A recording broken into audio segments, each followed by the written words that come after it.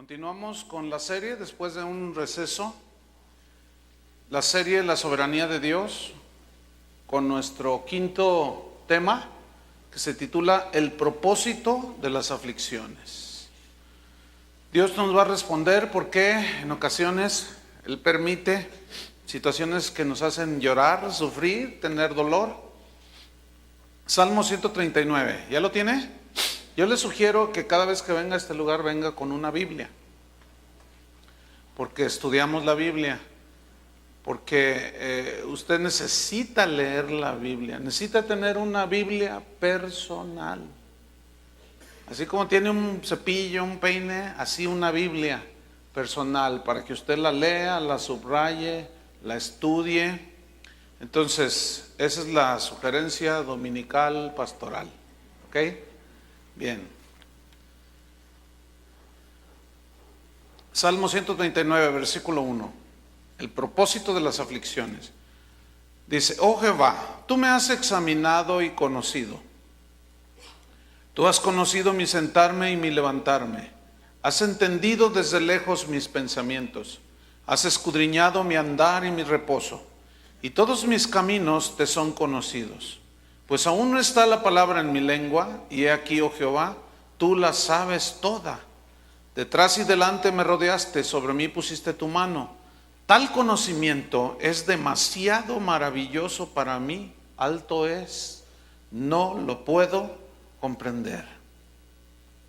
La razón principal, a mi manera de ver, por la que muchos cristianos cuestionan a Dios cuando sufren, cuando lloran, cuando viene alguna situación a ellos mismos o a sus seres queridos, es porque no han entendido la soberanía de Dios.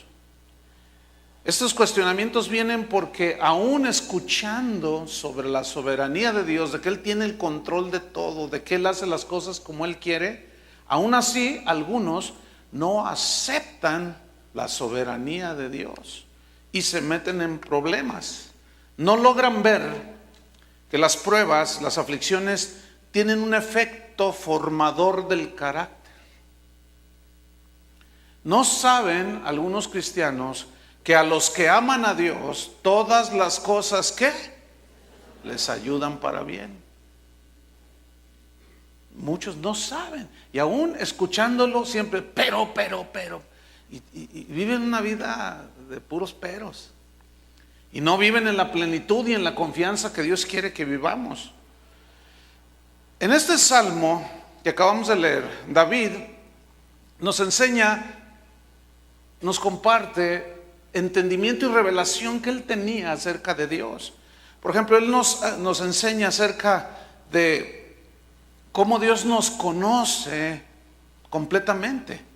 Y esto habla de la omnisciencia de Dios. Omni quiere decir todo, y ciencia, conocimiento. O sea, Dios tiene todo conocimiento acerca de nosotros, del pasado, presente y del futuro. En este salmo David nos está enseñando cómo Dios está en todo lugar. Esa es la omnipresencia. Omni, todo, presencia. En todo lugar está su presencia. También nos enseña David en este salmo cómo Dios tiene el dominio sobre todo. Y esto habla de la omnipotencia, todo poder que Dios tiene. Pues en base a estos atributos de Dios que David nos enseña, es que nosotros podemos y debemos confiar totalmente en la soberanía de Dios. Pero el que no tiene este conocimiento tiene problemas. Ahora, vamos a estudiar un poquito este salmo para nosotros poder entender todavía un poco más, afirmar nuestra fe, fortalecer nuestra fe para depositarla totalmente en el Dios Todopoderoso que tenemos. ¿Qué les parece? Vamos ahí, pongan sus ojos ahí en el Salmo 139 y vaya siguiéndome. Dice: oh Jehová, tú me has examinado y conocido. Esta frase, tú me has examinado, es una palabra hebrea, hakar, que significa penetrar hasta lo más profundo del corazón. ¿Qué hace Dios? Penetrar hasta lo más profundo de tu corazón. Tú me has examinado, has penetrado lo profundo de mi corazón y me has conocido. Conocido viene una palabra hebrea, yadá, que significa observar cuidadosamente. ¿Qué hace Dios entonces? Nos observa cuidadosamente. Y mira hasta lo más profundo, hasta el rincón más profundo de nuestro corazón, lo observa cuidadosamente. Versículo 2, tú has conocido, o sea, tú has observado cuidadosamente mi sentarme y mi levantarme. Esto significa toda situación de mi vida, tú la conoces. Cuando me levanto, cuando me acuesto, cuando me duermo, cuando todo, cualquier cosa. Él está observando y conoce toda situación de mi vida. Dice el versículo 2, has entendido desde lejos mis pensamientos. Y la palabra hebrea que se tradujo por entendido, has entendido, significa también distinguir.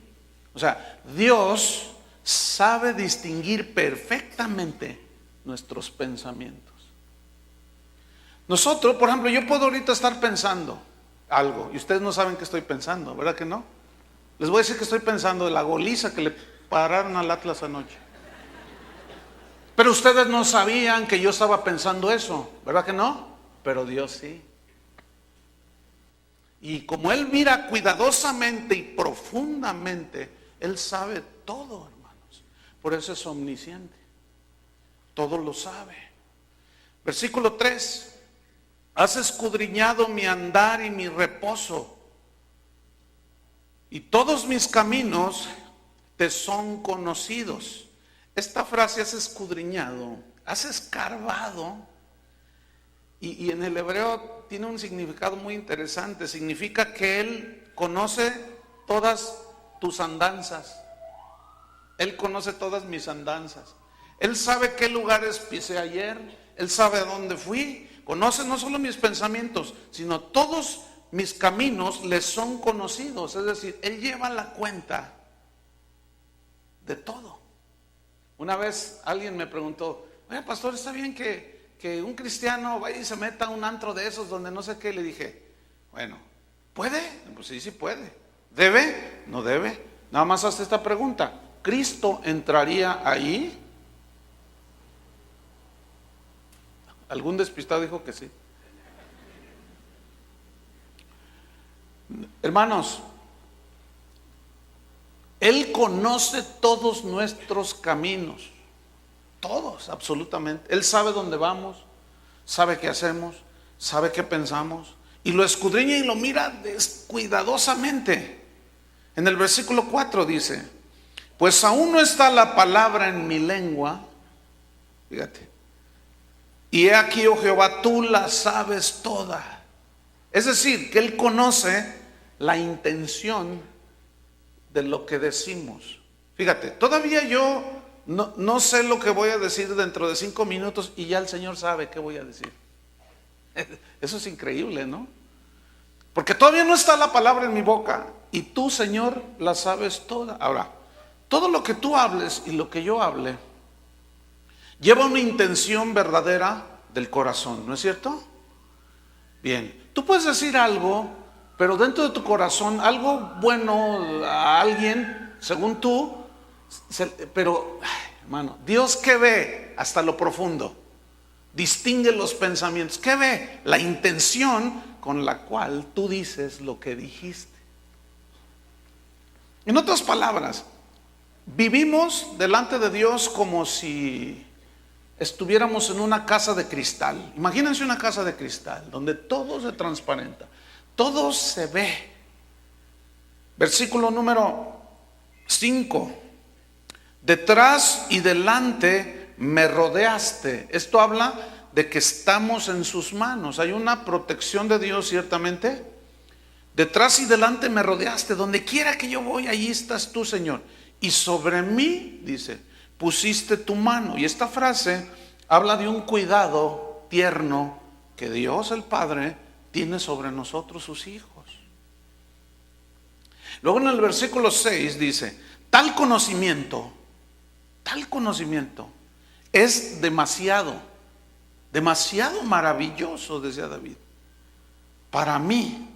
Esto es algo que rebasa totalmente mi capacidad. Sin embargo, sí se puede entender, porque dice Pablo a los Corintios que cosas que ojo no vio ni oído yo, ni han subido en el corazón del hombre, ni siquiera se ha imaginado, son las cosas que Dios ha preparado para los que le aman. Es decir, la revelación de Dios a las vidas de las personas.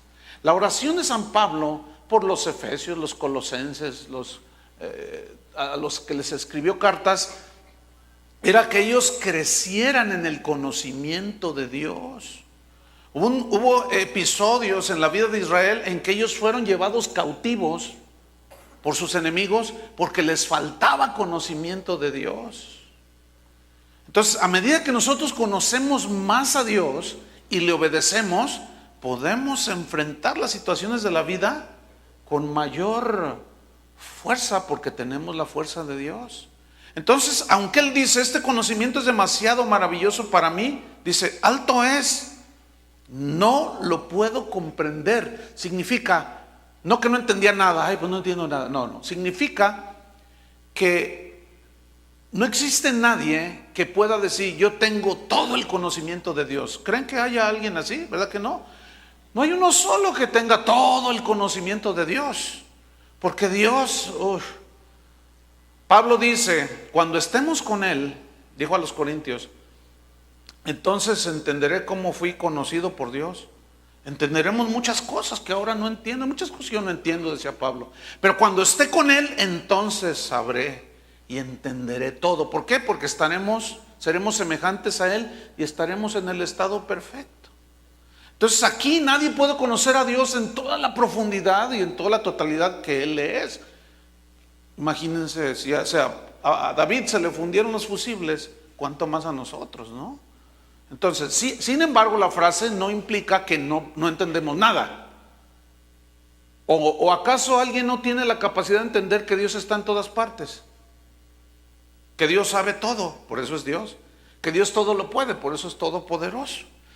Entonces, fíjate, si nosotros pudiéramos estar conscientes de todo esto que David nos está enseñando en el Salmo 139, yo les aseguro que definitivamente pecaríamos menos. A ver, piénsenlo que dije. Si nosotros tuviéramos este entendimiento, lo más que pudiéramos entender, lo asimiláramos de su omnisciencia, omnipotencia, omnipresencia, su soberanía, que Él mira todo y Él dicta todo y Él gobierna sobre todos, y sobre todo que Él penetra hasta lo profundo del corazón, yo les aseguro que pecaríamos menos. Tendríamos más temor de Dios. Fíjense qué inteligentes somos. Pensamos que porque no nos ven los demás, el marido piensa que porque la esposa no lo ve, ya le puede echar miradas a otra. Hermanos, ¿quién está viendo? Entonces no os hagáis, dice el Señor, ¿verdad? No os hagáis, no seas tan tonto. ¿De dónde sacas tú que nadie te ve? Es engañarse a sí mismo. Pero si tenemos este entendimiento, nos detenemos más. Tenemos temor de Dios. Tener temor de Dios es tener reverencia a Dios y estar conscientes de su presencia. Los cristianos que están conscientes de la soberanía de Dios saben y conocen que las pruebas que vienen a su vida, las aflicciones, las situaciones que nos hacen llorar, que nos hacen sufrir, este cristiano sabe, al conocer su sabiduría, su soberanía, que Dios las permite para pulir el carácter, para purificar nuestra alma, para madurar nuestra fe. En Isaías 45, vaya conmigo, hay un versículo que quiero que leamos, Isaías 45.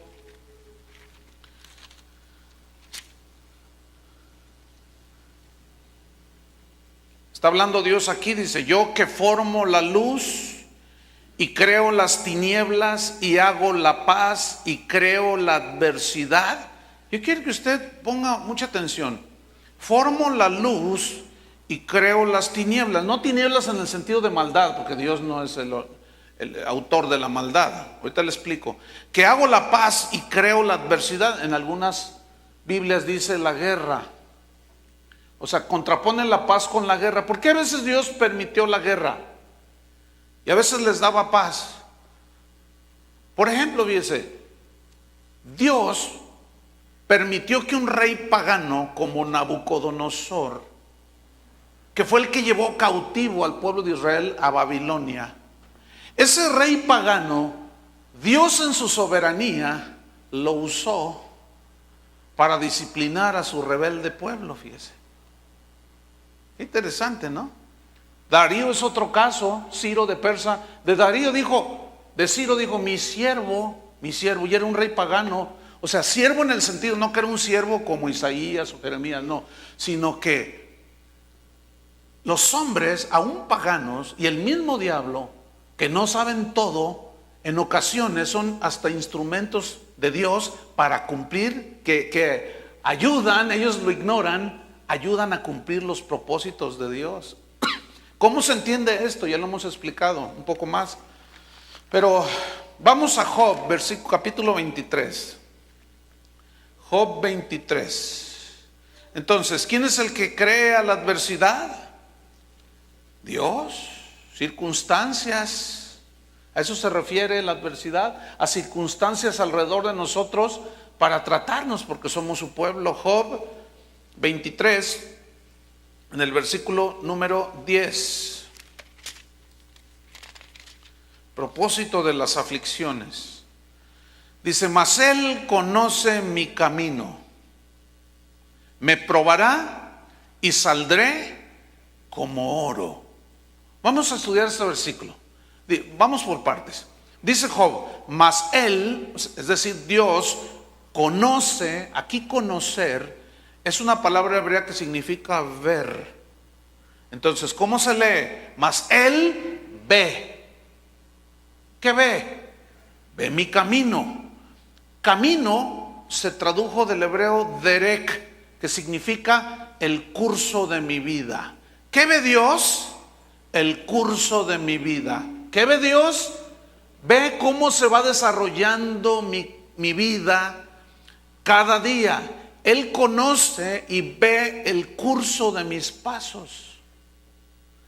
Entonces, si Él me ve, Él me conoce el curso de mi vida, Él sabe lo que yo necesito para ir siendo formado. Él sabe cuando yo necesito ser tratado en algún área de mi vida, porque Él conoce el curso de mi vida.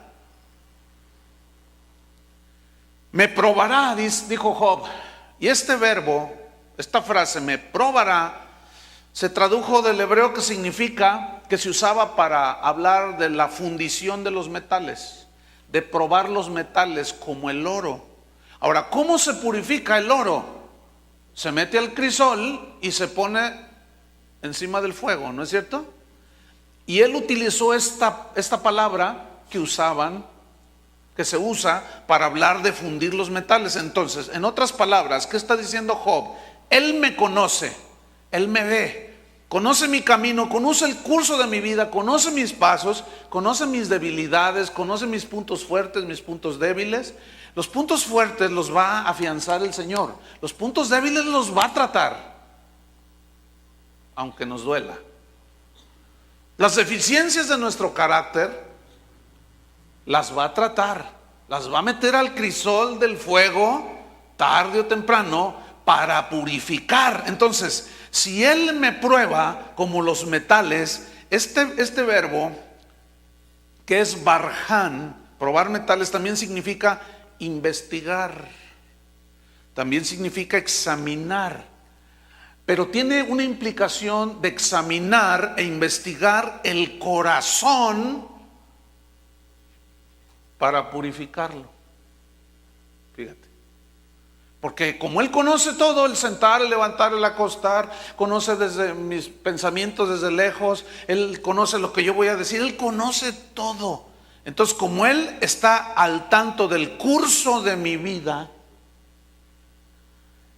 Él tiene cuidado de mí, pero Él me va a ir moldeando a su imagen según el curso de mi vida. No sé si me estoy explicando. Según como yo voy caminando en esta vida que Él conoce, a veces el Señor dice, por allí no, y ahí vas tú. Que por allí no, y ahí vamos. Y ¡zas! Nos tropezamos, dice, bueno, ahora voy a tratar esto contigo. Y comienza el Señor a meter en el horno del crisol esas áreas que no son agradables para Él, porque nos está formando a la imagen de su Hijo. Ese es el propósito de Dios. El asunto es que es por medio de las aflicciones, porque es por medio de la aflicción que reflexionamos cuando estamos ahí en la aflicción. Ese es el punto. Entonces dice, mas Él me conoce, Él ve mi camino, conoce el curso de mi vida, de mis pasos. Él me probará, me va a probar como el oro, me va a investigar, va a examinar lo profundo de mi corazón. Pero fíjense el lenguaje que usó Job al final del versículo 10, 23:10. ¿Qué dijo? Y saldré como oro puro. Ahora yo quiero enfatizar la palabra y saldré. Quiero que noten que Job nunca rehusó, ni reprendió, ni ató, ni rechazó ninguna situación en la que Dios lo había metido. Porque Job sabía que Dios tenía que tratar con su vida. Y la prueba que él tuvo, que ya hablamos de la vida de Job, recordarán, fue impresionante.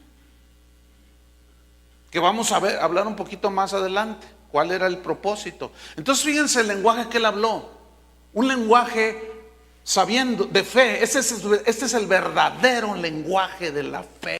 No la fe que dice yo rechazo todo eso, yo ato, yo decreto, quién sabe cuánto. Sino yo estoy en el horno de aflicción, pero yo sé que Dios está tratando conmigo. Estoy teniendo una prueba, pero yo sé que Dios tiene un propósito. ¿Cuál es ese propósito? Es purificarme, madurarme, limpiarme, y saldré como oro. O sea, él sabía que estaba allí, no negó. Como aquellos ¿qué tienes? Y está allí con un cáncer. No tengo nada, no. Eso no se refiere al lenguaje de la fe. El lenguaje de la fe es, tengo cáncer, pero Él puede sanarme. Es diferente. Y esto es lo que está diciendo Job. Saldré como oro, pero estoy en el horno de la aflicción. No dijo, no dijo nada de eso. Primero de Pedro, capítulo 1, versículo 6. Primera de Pedro 1:6. Fíjense cómo yo estoy moviendo así la Biblia para que vean cómo en realidad este tema nos abarcaría 5 sesiones de 1 hora por lo menos. Nada más en ver tantos versículos desde el Génesis hasta el Apocalipsis que hablan de este punto. Pero no vamos a tomar tanto tiempo, nada más para que usted alcance a captar. Primero de Pedro 1, versículo 6. ¿Ya lo encontró? Dice aquí, en lo cual vosotros os alegráis. En lo cual os alegráis se refiere a que nosotros, en los versículos anteriores, del 1 al 5, que nosotros vamos a recibir una herencia incontaminada, que no se marchita, que está reservada para nosotros en el cielo, y cuando Cristo venga seremos redimidos ya totalmente de este cuerpo que tanto nos hace batallar. Pero entre tanto que sucede ese evento que es futuro, que Él venga por nosotros, estamos aquí en la tierra. ¿Cuántos siguen en la tierra? ¿Tienen los pies en la tierra? Muy bien. Fíjate, aquí dice, en lo cual vosotros os alegráis, en lo que acabo de explicar, aunque ahora, por un poco de tiempo, si es necesario, tengáis que ser afligidos en diversas pruebas. Bien, vamos a estudiar este versículo. Vamos por partes. Si es necesario, dice, por lo cual, retomo, en lo cual vosotros os alegráis, aunque ahora, estoy versículo 6, por un poco de tiempo Este poco de tiempo alude hasta la venida de Cristo. Es decir, mientras usted y yo estemos en este cuerpo, vamos a tener tentaciones, pruebas, luchas de la carne, nos vamos a enfermar, vamos a estar sanos, vamos a estar en situaciones en la vida. ¿Están conscientes de eso? ¿Tienen los pies en la tierra? ¿Están bien equilibrados en esto?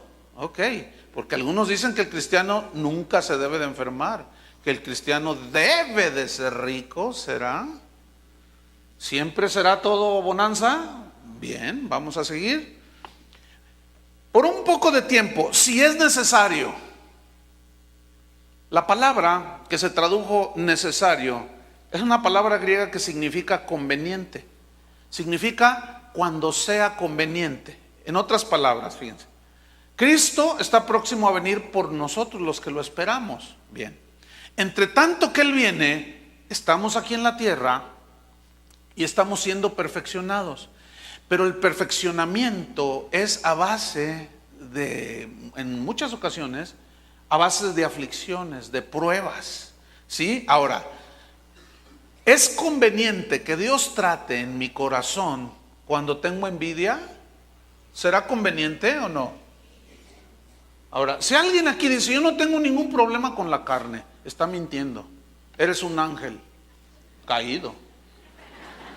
Aquí no hay ángeles. Aquí somos seres humanos que fallamos, que tenemos, unos tienen envidia, otros tenemos odio, otros tenemos amargura, otros tienen avaricia, otros tienen... Por eso David decía que Él escudriña el corazón, lo profundo.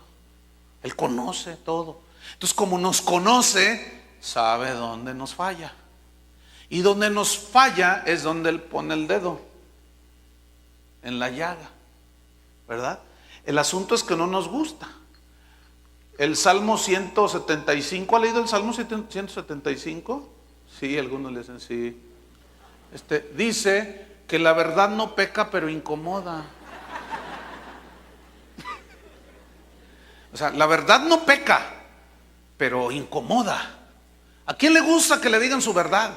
Por eso cuando Cristo vino y predicó el evangelio de la gracia y los apóstoles lo afirmaron, y luego nosotros aquí lo estudiamos, lo repetimos, pues a nadie le gusta que le digan sus verdades, porque la verdad no peca, pero incomoda. Te incomoda porque te hace ver como realmente eres, nos hace ver como realmente somos. Pero como ante Dios no podemos esconder nada, es mejor rendirnos. Es más sabio, ¿no creen? Es más sabio rendirnos y decir, sí, Señor, soy un envidioso. Trata conmigo. ¿Sabes cómo va a tratar? Al compadre le va a regalar otro carro nuevo. Y tú nomás le vas a hacer y dices, ay. Vas a ver. Los que son muy propensos a herirse por cualquier cosa, ¿cómo creen que Dios trata? Pues con puras situaciones así. Hasta que tú digas, Señor, ayúdame, yo no puedo más ya.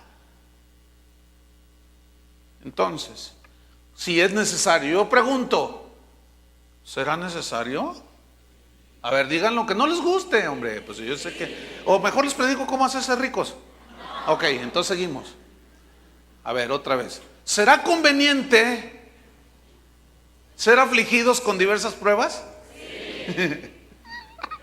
Algunos dijeron, bueno, está bien, pero al menos lo aceptaron. Entonces dice, si es necesario, conveniente, tener que ser, ¿qué? Afligidos. Digan todos afligidos. Pues ¿a quién le gusta la aflicción? A mí no. Al que diga, ay, yo la espero con ansias, tampoco. ¿No? ¿Verdad que no? Esta palabra, tengáis que ser afligidos, se tradujo del lupeo, del griego, que significa entristecidos. En Hebreos 12, cuando habla de la disciplina de Dios hacia sus hijos, dice que la disciplina de Dios no parece ser causa de gozo, sino de ¿qué? De tristeza. ¿Cuándo has visto que cuando tú has disciplinado a tus hijos que ay, se sientan contentos? Otra mami, otra. Ninguno. No es motivo de tristeza, de gozo, sino de tristeza. Pero dice en Hebreos 12 que esa disciplina después da frutos apacibles de justicia. Y comenzamos a ser formados a la imagen de Él y participamos de su santidad, significa de su carácter. Fíjense qué tremendo. Entonces, ¿será necesario ser probados y afligidos y llorar a veces? Sí, es necesario. Significa afligidos, entristecerse. Habla de situaciones de dolor. ¿Alguno ha pasado alguna situación de dolor? Yo creo que todos. Habla de situaciones de adversidad. Por ejemplo, David decía: ¿cuántos se han multiplicado mis adversarios? Si yo no le hago mal a nadie. Hay cristianos que dicen: yo camino bien con Dios, yo no le hago mal a nadie. ¿Y por qué? Les hace falta conocer un poco más la palabra de Dios. Lo dijo Jesús sin esconder absolutamente nada. Si me amáis, dice, el mundo los aborrecerá a vosotros, como a mí me aborreció. ¿A poco es que, y luego hay unos cristianos bien campechanos, ¿verdad? Que van al consulado a solicitar su visa y van hacia muchos lugares y dicen: yo soy cristiano. Piensan que porque dicen yo soy cristiano, ya, pásenle. Hermanos, sean más sensatos. No tienen que decir cuando van al consulado: es que yo soy cristiano, porque eso lo ponen adelante como para decir: yo no miento. No me diga. Y luego aquellos se burlan y cierran las puertas. Yo me acuerdo de un evento que hubo una vez hace años, y venía un contingente de Panamá, venían pastores y venían como unos 30 hermanos. Entonces llegaron allí, traían su visa todos, fíjense, para entrar a México. Entonces el pastor dice, les pregunta: yo vengo con todos estos. Dice: ¿y a qué vienen al país? Dice: venimos a un evento cristiano para alabar a Dios. ¿Un evento qué? Cristiano. No entran al país. ¿Pero por qué no? Porque no quiero, dijo el de la migración. Pero, ¿por qué no quiero? Los que siguen, todos para atrás, los regresaron a Panamá. Dice: soy cristiano, ¿qué tiene que ver entrar? O sea, vengo al país a una convención, pero piensan que porque... Y luego se asustan. Hermanos, si los peores enemigos son los que aborrecen a Dios, entonces cuando se levanten en contra de ti, no te asustes. David oraba: ¿cuántos se han multiplicado mis enemigos? Pero él estaba consciente. Él no decía como muchos de nosotros: ay, no sé por qué, no entiendo, si yo soy bueno, yo no le hago mal a nadie. Salmo 23, búscalo ahí en su Biblia. Versículo 4. Salmo 23. Este es el salmo más conocido, creo yo, de la Biblia. Hasta el diablo se lo sabe. Salmo 23, versículo 4.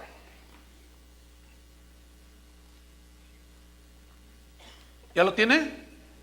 Dice así David: aunque ande en valle de sombra de muerte, no temeré mal alguno, porque tú estarás conmigo. Ok, vamos a estudiarlo rápido. Dice: aunque ande en valle de sombra de muerte. Aunque, eso significa que iba a estar de seguro en un valle de sombra de muerte. Aunque, o sea, no me interesa que aunque esté en un valle de sombra y de muerte, noten cómo no lo reprendió al valle de sombra de muerte. ¿Se fijan que no lo reprendió? Porque los cristianos y los hombres de Dios en la Biblia conocían y sabían que este mundo así es. No se dejen engañar por esos predicadores que le prometen el cielo aquí en la tierra. Llanto, ni tristeza, ni dolor, y todo viento en popa será hasta allá en el cielo.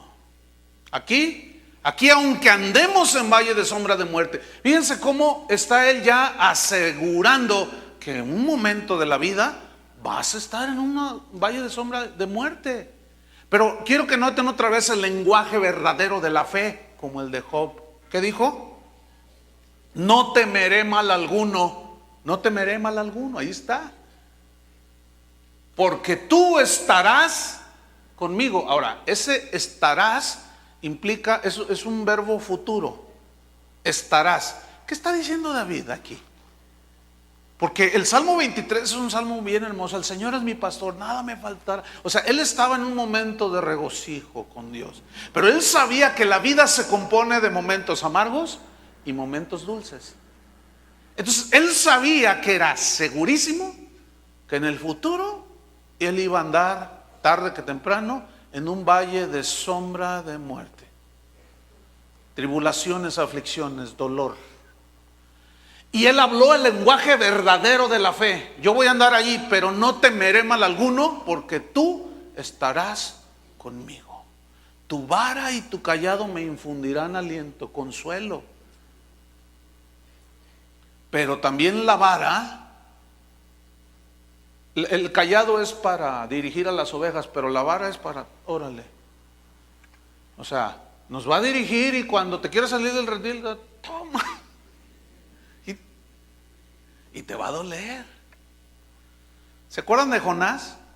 Que había aceptado el llamado de Dios. Ve a predicarles, no voy. ¿Ah, no vas? No. Y me voy de aquí. Y se metió a un buque, a un transatlántico caribeño. Y que el Señor empieza a tratar con todo. ¿Por qué? Porque Dios estaba atento y preocupado por la vida del profeta, pero no solo por su vida que fuera formada y llevarlo a la obediencia, sino también por los que él quería que le fuera a predicar. Cuando finalmente lo hizo, hasta los animales se convirtieron. Dice la Biblia que con todo y animales el rey de Nínive dijo, todos vengan. Fíjate qué tremendo. Eso sí se llama. Y luego todavía Jonás, cuando ve que todos se convierten a Dios, se enoja. Estaba muy extraño ese cristiano, ¿no? O sea, tenía un carácter de la patada. Después de que se salvan todos, va y se sienta allí. Y ve la ciudad, todos se habían salvado y está ahí todo. Ay, Jehová, que no se, fíjate nomás. Qué feo carácter. ¿Conoces a alguien con un carácter feo? ¿Vieras cómo Dios los trata? Y luego estaba allí sentado y estaba el sol a todo lo que daba. Ay, ve nomás qué solazo. Y entonces dice que Dios hizo crecer una calabacera, dice, una planta, la desarrolló milagrosamente de una manera rápida, un milagro de Dios, lo cubrió y todavía quejándose. No, es que estaba tremendo ese Jonás. Y luego después la calabacera, la liana esa, la hierba esa se secó. Y no, mira nomás ahora. Oh, ¿quién? No, ese tipo. ¿Vieran cómo Dios trató con él? Entonces, dice en el versículo 5 de Salmo 23, aderezas, preparas mesa delante de mí, en presencia de ¿quién? ¿Te fijas cómo David no los reprendió a los angustiadores? No los correteó. No, ni siquiera Dios los dejó allí porque angustiaron un poco a David. ¿Sabes por qué? ¿Sabes por qué Dios permite, entre otros propósitos, la aflicción? Porque cuando nos sucede, lo primero que volteamos es a ver a Dios, ¿no es cierto? ¿Qué será más peligroso? Cuando estamos afligidos, fíjense, y estamos ahí en el dolor y luego Dios permite que te quedes solo, que nadie te llame, que nadie te pregunte cómo estás. Entonces tú estás, ay Dios, ¿no les ha pasado eso? Ahora, ¿qué es más peligroso? ¿Estando afligido o cuando está todo viento en popa y todo va bien? ¿Saben cuál es la situación más peligrosa de las dos? Cuando todo va bien. ¿Se acuerdan de Deuteronomio 8 cuando Dios les dice?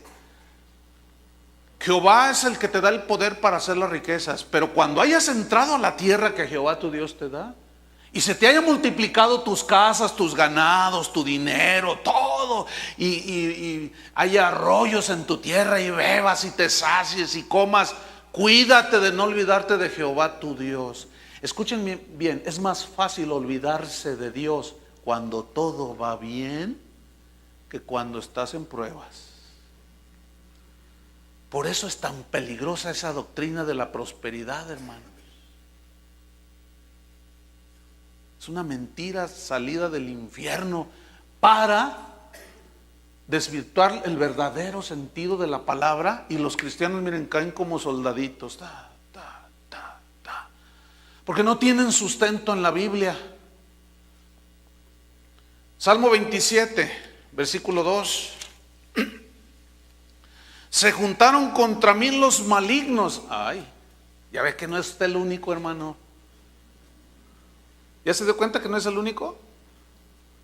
Ayer una persona me decía, ay, hermano,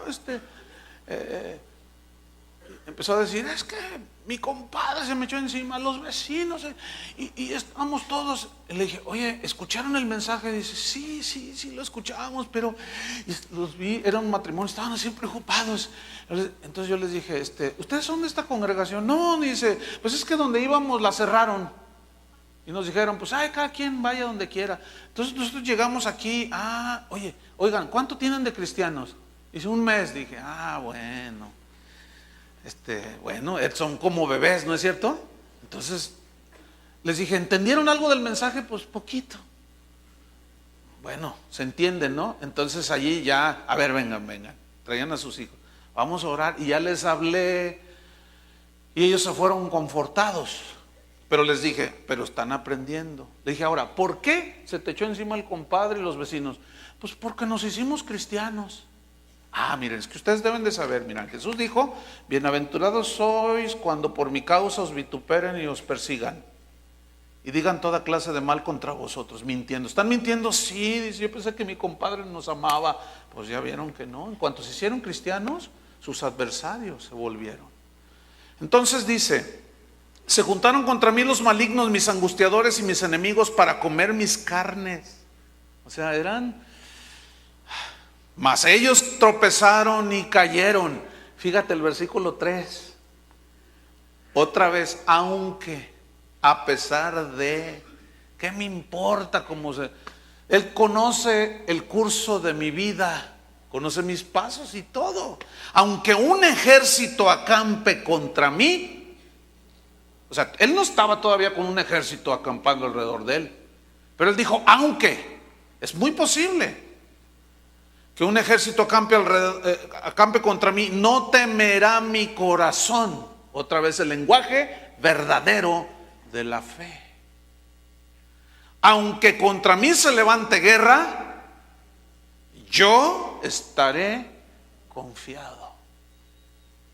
Hace rato un hermano me dijo, yo nunca me había enfrentado a acusaciones falsas y me acabo de enfrentar. Y no, pues yo les comprobé que me estaban calumniando.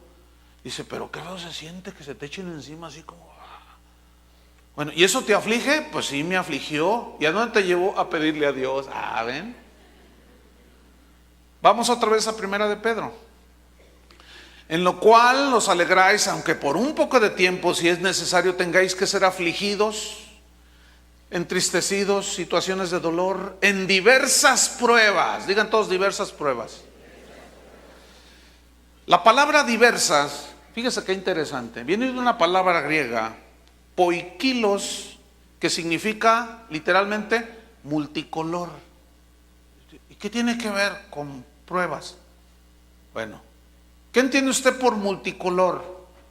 De todos colores. Muchos colores. Es decir, que las pruebas, usted va a tener pruebas y aflicciones de todos colores y de todos sabores. De limón, fresa, vainilla, melón y sandía. Fíjese, a veces va a tener pruebas y conflictos económicos. ¿Cuántos están así ahora? A ver, levanten la mano. Un buen número. Bueno. Otros van a tener en la diversidad, en la multicolor de pruebas que Dios permite para irnos formando. Otros están batallando con la amargura. Otros están batallando con el resentimiento.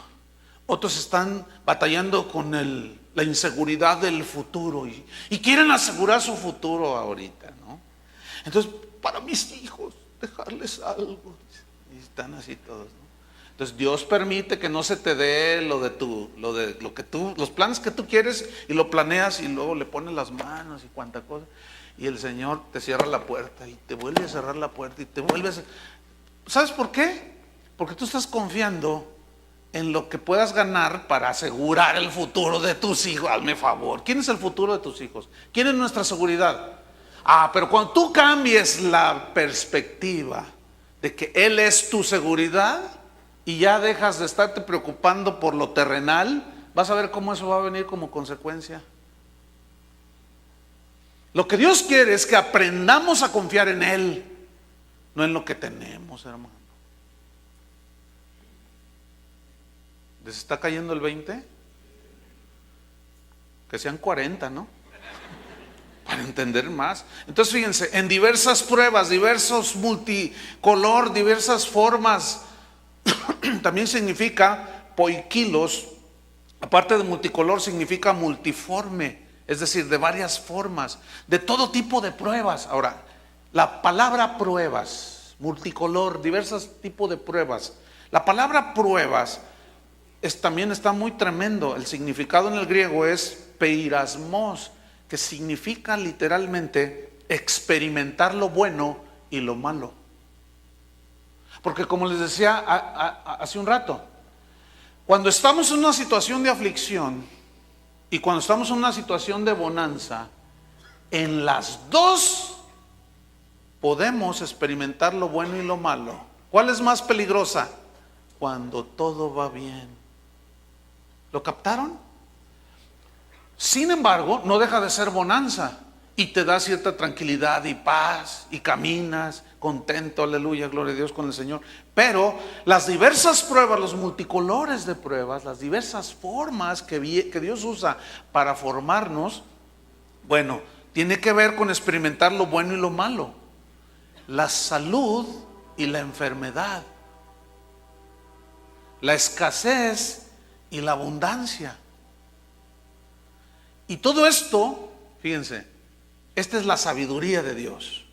Dios lo permite, lo usa para irnos formando y para producir en nosotros efectos beneficiosos, primero personales y en segunda instancia con los demás. Déjenme citarles unos versículos que van a ilustrar perfectamente esto. Vamos a Gálatas capítulo 4.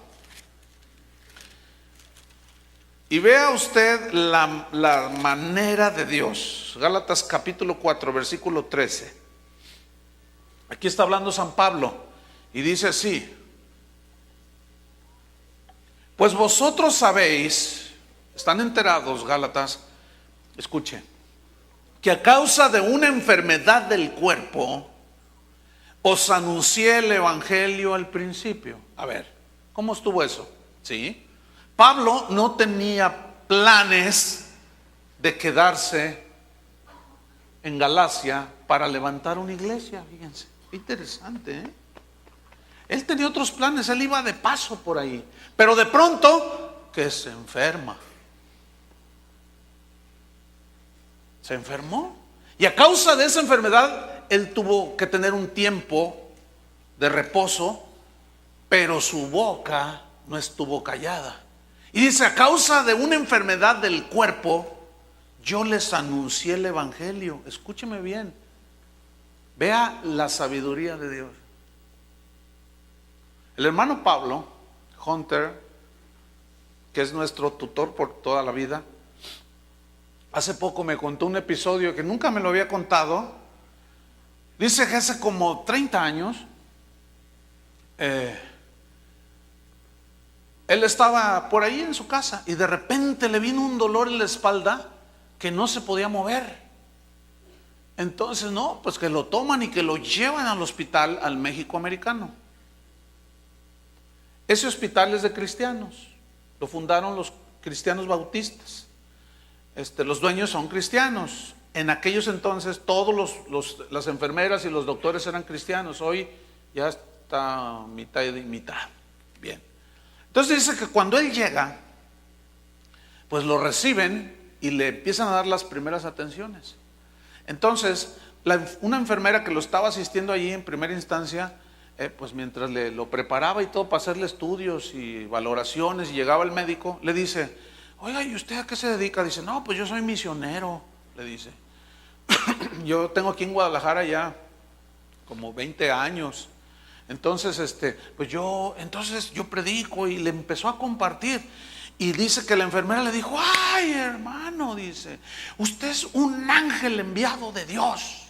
Dice: yo, dice, sí, es que hemos estado orando, dice, porque necesitamos un capellán para el hospital, alguien que atienda a los enfermos en sus últimos momentos.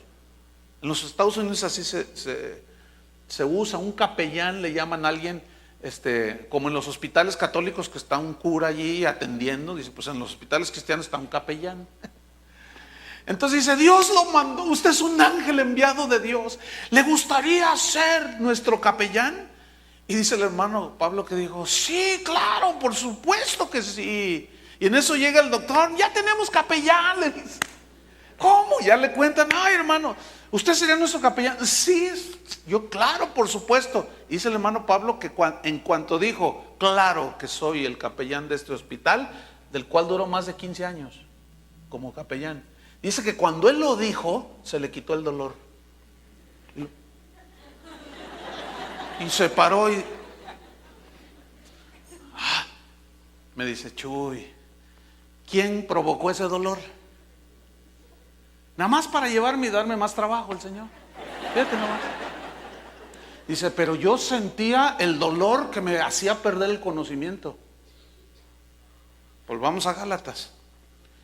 A causa de una enfermedad del cuerpo os anuncié el evangelio. ¿Ven cómo todo tiene un propósito, hermanos? ¿Lo están captando o no? Ok, versículo 14. Y no me despreciasteis ni desechasteis por la prueba que tenía en mi cuerpo. ¿Por la qué? Es la misma palabra que aparece ahí, parismos. El dolor, la adversidad que yo sentía, experimentar lo malo de la enfermedad. No me desecharon por la prueba que tenía en mi cuerpo. Ahora, ¿Pablo tenía fe para ser sanado? ¿Por qué no actuó el diablo? ¿Por qué? Sin embargo, fíjense lo que dice: por la prueba que tenía en mi cuerpo, antes bien me recibisteis como a un ángel de Dios, como a Cristo Jesús. Fíjate, cuando él les empieza a hablar, ¿cuál enfermedad era? Pues lo tenía tirado. Y él les empieza a hablar de Cristo. Dice que lo recibieron y lo cuidaron como si fuera un ángel, como a Cristo Jesús. O sea, recibieron el evangelio. ¿Pero qué usó Dios? Una aflicción, una prueba. Pero como Pablo era muy diferente a los cristianos de hoy, como él sabía, como sabía David, como sabía Job, que Dios conoce el curso de sus pasos, por eso caminaban diferente en esta tierra, hermanos. Aleluya. Versículo 7 de Primera de Pedro, y vámonos sobre el final. 1 Pedro 1:7. Entonces, en lo cual os alegráis, aunque ahora por un poco de tiempo, si es necesario, tengáis que ser afligidos en diversas pruebas. Fíjate el versículo 7. Para que sometida a prueba, La palabra prueba aquí, someter a prueba, es una palabra diferente, fíjense. Es la palabra dokimón, que significa pasar por el crisol. ¿Qué es el crisol? Donde ponen el metal, que luego lo sientan en el fuego. Entonces fíjate lo que está diciendo: para que tu fe, ¿qué es la que es sometida a prueba? Vuestra fe. ¿Qué es la que es metida al crisol? La fe. Vamos a explicar. Para que sometida a prueba, pasar por el crisol, vuestra fe. Fe viene de una palabra, pistis, del griego, que tiene varios significados según el contexto. Y el contexto de fe, el contexto principal es confianza en Dios. Pero también significa fidelidad. También significa convicción acerca de la verdad, de las verdades de Dios. Entonces, ¿qué va a hacer Dios con tu fe? ¿Qué va a hacer Dios con tu confianza? ¿La va a meter a dónde? Al horno de fuego. ¿Para qué? para que aprendas a tener más confianza en Dios. Si tú eres fiel a Dios, Él quiere que seas más fiel a Dios. ¿Qué va a meter en el crisol del fuego? Tu fidelidad. Va a probar tu fidelidad, va a probar tu confianza en Él, y va a probar también tus convicciones de las verdades del Evangelio. ¿Para qué necesitas fe que Dios te supla algo económico si tienes 500,000 pesos en el banco? No necesitas fe, ¿verdad que no? No. Pero si no tuvieras, que la mayoría, ¿verdad que no? Bueno, si no tuvieras y necesitas tú que Dios te supla algo, necesitas fe, ¿no es cierto? Ahora, ¿cómo Dios va a hacerte crecer en la fe si no te pone y te mete en una situación en la que requieras total confianza? No sé si me expliqué. ¿Cómo va a crecer tu fe? ¿Cómo va a crecer tu fidelidad si no hay confrontación? ¿Cómo va a crecer tus convicciones de las verdades del Evangelio si no hay quien las contrapone? ¿Se acuerdan de Daniel, que fue llevado cautivo por Nabucodonosor a Babilonia? Y entre todos los cautivos iban 4 jóvenes. Uno era Daniel. Los otros eran 3 que les cambiaron el nombre: Sadrach, Mesach y Abednego. Y estos eran jóvenes, pero eran jóvenes que el hecho de haber sido llevados cautivos los había confrontado con su confianza en Dios. Seguramente, por lo que se ve en la Biblia, eran jóvenes, eran personas que reconocían delante de Dios: sí, nos hemos desviado, Señor, hemos adorado a los ídolos y por eso nos vamos cautivos. Señor, perdona el pecado de tu pueblo. Y era gente que de alguna manera, pues por los unos perdieron los otros, y ahí van cautivos todos. Y un día su fe, su confianza y su fidelidad y sus convicciones fueron probadas. Porque Nabucodonosor se manda a hacer una estatua de oro. Y él da una orden y dicen: cuando suenen los instrumentos, cuando suene la banda, todos se van a postrar y van a adorar a la imagen que él había levantado. Y en cuanto suena, ¿verdad?, la banda del recodo, empieza bum, bum, bum, bum, bum. Todos, dice, en el reino de Babilonia se postraban delante de la imagen y adoraban. Y de pronto se nota que entre todos los que estaban postrados al caer al piso, se nota que 3 estaban así.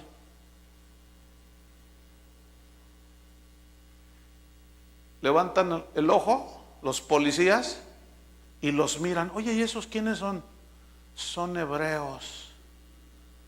Y van y le dicen: ¿no que no saben que el castigo para los que no se postren ante la imagen es meternos al horno de fuego? Sí sabemos, pero no nos importa. ¿Pero por qué no se doblan? ¿Por qué no? ¿Que no saben que corre peligro sus vidas? ¿Qué nos importa? Póstrense. No, nosotros nos postramos solo ante el Dios del cielo. No te los van a aceptar en la Universidad de Babilonia. ¿Qué me importa? Tu compadre se te va a echar encima, y con todo y su comadre. O sea, no, es que estos muchachos estaban tremendos, hermano. Entonces, no, pues los agarran y van con el rey y dicen: estos no se doblaron. A ver, otra vez, la banda, toque. Y empiezan, y estos otra vez. Dice: calienten 7 veces el horno. Y dice: a ver, el Dios al que ustedes sirven, si los puede salvar. Y uno de ellos le responde: el Dios al que servimos nos puede salvar, oh rey. Y si no, de todas maneras no nos postramos. Escuchen bien, fíjense el entendimiento que ellos tenían.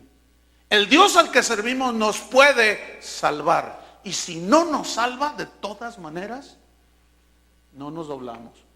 Pregunta: ¿por qué cuando entraron al horno de fuego no les hizo nada el fuego? Porque Dios no quiso que les hiciera nada el fuego. ¿Y por qué a Policarpo, obispo de Esmirna, lo quemaron vivo. A John Hus lo quemaron y las llamas consumieron su cuerpo. ¿Por qué? Porque Dios quiso. Pero, escuchen bien, Dios al que sirvo me puede salvar de esto, y si no me salva, ni modo. Hermanos, ese es el cristianismo equilibrado. Entonces, tú estás enfermo, tú estás en una situación, cualquiera que estés, bueno, el Dios que tengo me puede sanar. ¿Cuántos dicen amén? Y si no, pues, a ver qué hago. Pero yo no me voy a hacer para atrás, no voy a quebrantar ni a violar mis principios del Evangelio, mi fe y mi fidelidad. Hay una historia de una muchacha, se llama Johnny, no sé cuántos la han leído.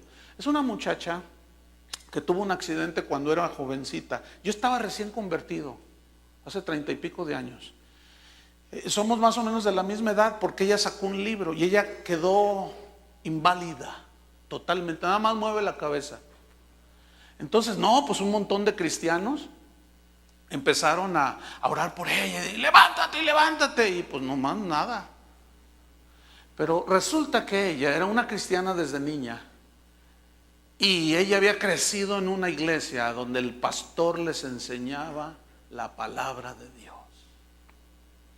Entonces ella decía, y sigue diciendo todavía, acabo de leer hace poquito un testimonio de ella, porque ya hasta se casó. Y ella siempre dijo, yo creo que Dios me puede sanar, y si no me sana, le seguiré sirviendo. Y los cristianos de esos que ya empezaban a aparecer, no, cancela tus palabras. Ya empezaban a aparecer los canceladores, ¿no? Dicen, no, porque eso anula la fe. Y le empezaron a sacar un rollo de, no, dice, no anula la fe, al contrario, la confirma.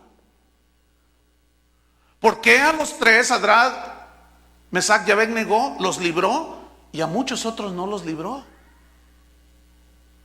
Porque Dios no quiso y porque Dios quiso.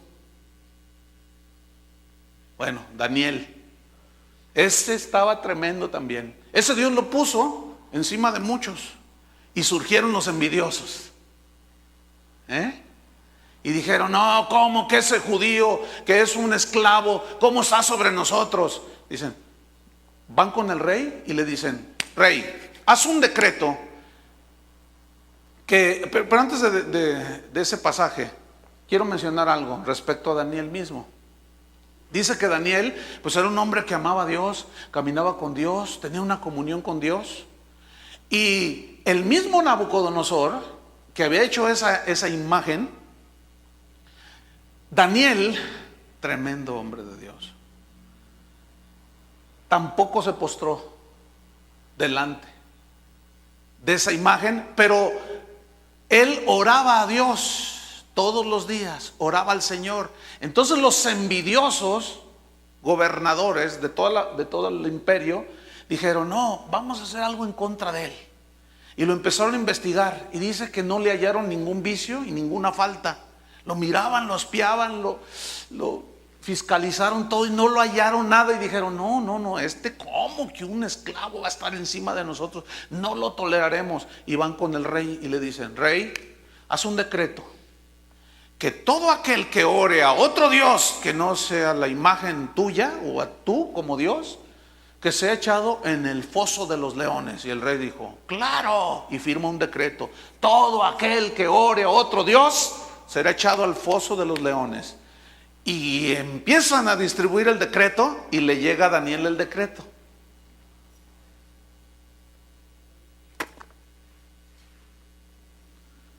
Lo tiró por allá y se hincó 3 veces, como lo solía hacer cada día, y se hincaba y oraba, Señor, dame sabiduría, dame fuerza, está la cosa tremenda aquí, mira nomás ahora este decreto, pero ¿qué me importa el decreto?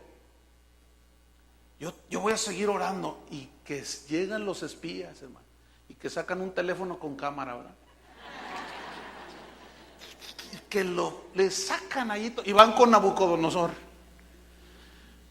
Rey, tú dijiste que el que no orara a otro Dios sería echado al foso de los leones. Sí, ¿por qué? Pues mira, tráete el proyector. Y Empezó ahí, y ahí estaba Daniel orando: Padre, bendice al rey Nabucodonosor.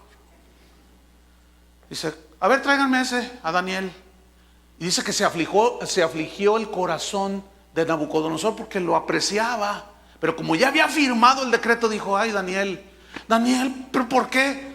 Porque yo oro a otro Dios, al Dios vivo. Dice que se fue a su recámara el rey y dijo: pues si Dios te salva, pues que el Dios del cielo te salve. Estaba llorando, estaba afligido, lo apreciaba. Pero como ya había firmado, no podía echarse para atrás. Y lo echaron al foso de los leones. Escúcheme, ¿a dónde lo echaron? Dice que pasó la noche y en la mañana llega el rey y le empieza lamentándose: Daniel, siervo del Altísimo, ¿acaso tu Dios te libró? Y los leones, y él también, ¿quién habla? ¿Qué? ¿Estás vivo? Dice: aquí estoy, el Dios al que sirvo, mira. Hasta piojito les hacía a los leones. Ahora, ¿por qué Dios no permitió que los leones se lo comieran? Porque Él quiso. ¿Por qué permitió Dios que murieran miles en el Coliseo romano devorados por las fieras? Porque Dios permitió. ¿Están entendiendo, hermanos? Pero lo que yo quiero hacerles ver es que esos que murieron en el Coliseo romano conocían la historia de Daniel. Yo les aseguro que muchos de ellos iban al Coliseo y se paraban y decían: Dios puede salvarme y hacer que los leones no me hagan nada, pero si me tragan, que me traguen. Pero negar que soy cristiano, jamás.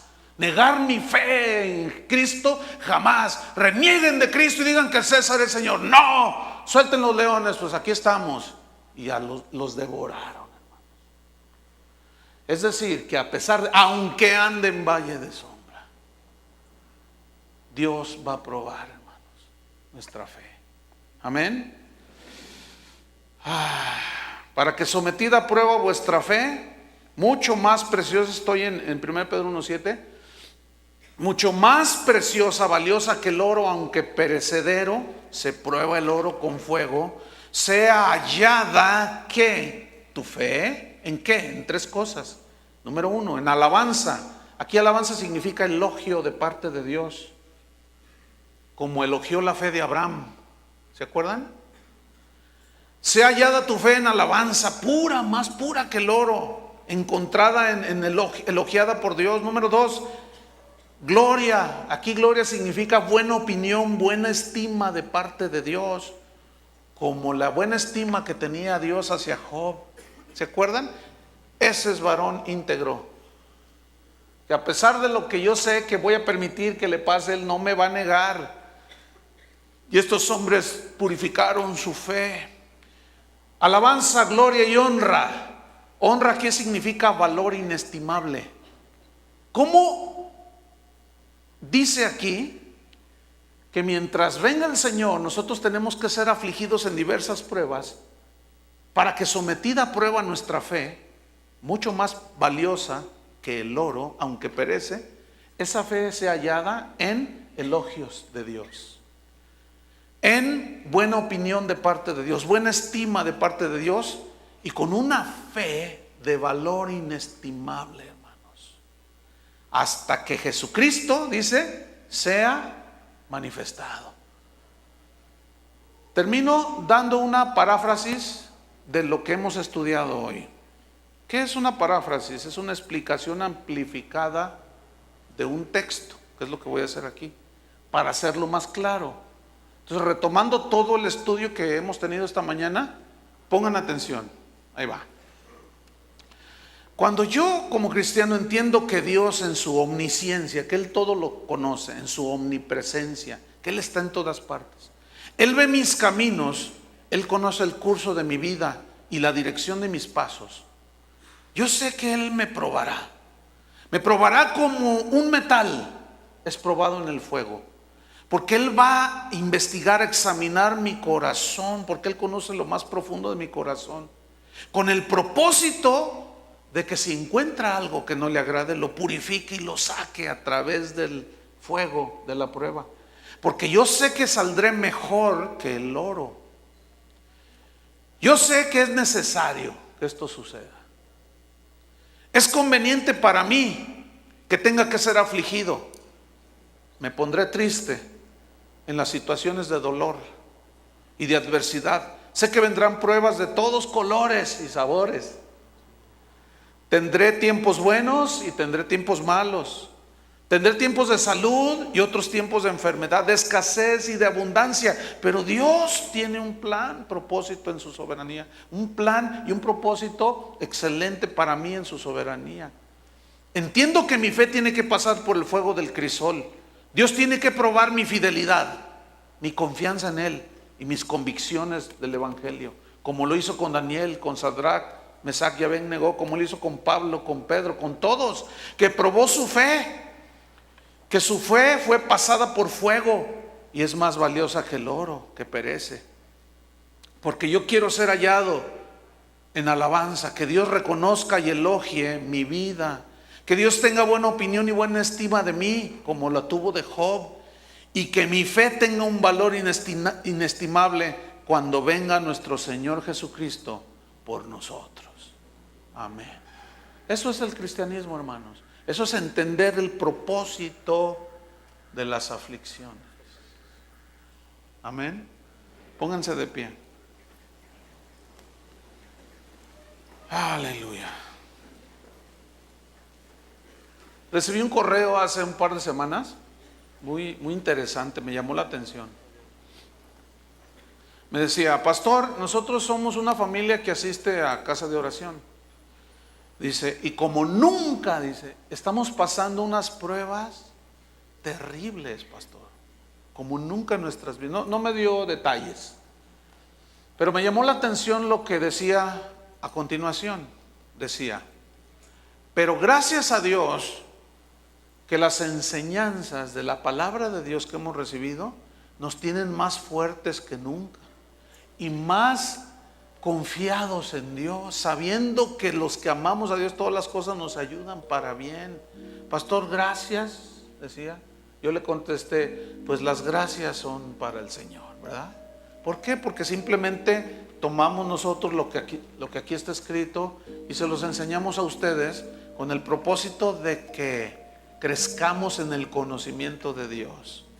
Dice: aunque nos duele lo que estamos pasando, pastor, dice, estamos con paz. A ver, explíqueme eso. Estamos contentos de alguna manera inexplicable. Y Jesús lo dijo: gozaos y alegraos, porque vuestro galardón es grande en los cielos. Porque así también persiguieron a los profetas que fueron antes de vosotros. El escritor a los hebreos dijo: ¿y qué más? Él habló de Abraham, de la fe de Abraham, de la fe de Noé, de Moisés, de José. ¿Y qué más? Dice: el tiempo me faltaría para hablarles de Sansón, de Jefté, de Jeremías, de los profetas que por fe conquistaron reinos. Otros fueron perseguidos, padecieron hambres. Otros fueron aserrados, partidos a la mitad. Otros fueron asesinados, pero nunca negaron su fe. Sabían que lo que estaban pasando, si Dios lo había permitido, era con un plan y un propósito. Esto, hermanos, escapa a la mente natural, a la mente no nacida de nuevo, a la persona no nacida de nuevo. Ellos no van a entender esto que usted en esta mañana ha entendido. Ahora ya conoce un poco más acerca de la soberanía de Dios en las aflicciones. ¿Cuántos le pueden dar gracias a Dios? Levante sus manos.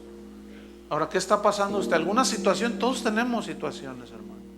Puede ser económica, puede ser de salud, puede ser perdió su trabajo, qué sé yo. Y aunque me haya quedado sin trabajo, no temeré mal alguno. Aunque esté en este valle de muerte, en esta enfermedad, no temeré mal alguno. Tú estarás conmigo, Señor. Padre, te damos gracias en el nombre de Jesús, porque tu palabra, Señor, alimenta nuestro espíritu, nuestro corazón. Tú conoces, Señor, todo acerca de nosotros. No podemos esconder absolutamente nada. Señor, enséñanos a hacer conciencia de esto. Enséñanos a tener el entendimiento, el discernimiento de que tú todo lo ves, de que no escapa nada a tu conocimiento. Y que tú, Señor, si permites alguna cosa en nuestra vida, es con un propósito, un plan. También hay consuelo, hermanos. La Biblia dice que nosotros somos consolados por Dios. Y Pablo decía que nosotros somos consolados por Dios para que también podamos consolar a otros, a los que están en las mismas situaciones. Entonces noten cómo el valor más grande que Dios le da no es a este mundo, hermanos, sino a las cosas eternas, que es en las que debemos de enfocarnos. Pero hermanos, mientras estemos en esta tierra, por último, vamos, en el mundo tendréis, ¿qué dijo Cristo? Aflicciones. Pero confíen, tengan fe. Tengan fe. Cuando estén en la prueba, no se doblen. Confíen totalmente en la soberanía de Dios. Padre, en el nombre de Jesús descansamos en el regazo del Padre, a quien Cristo nos llevó a través de su sacrificio en la cruz. Ahora tenemos acceso al trono de la gracia y encontrar el oportuno socorro.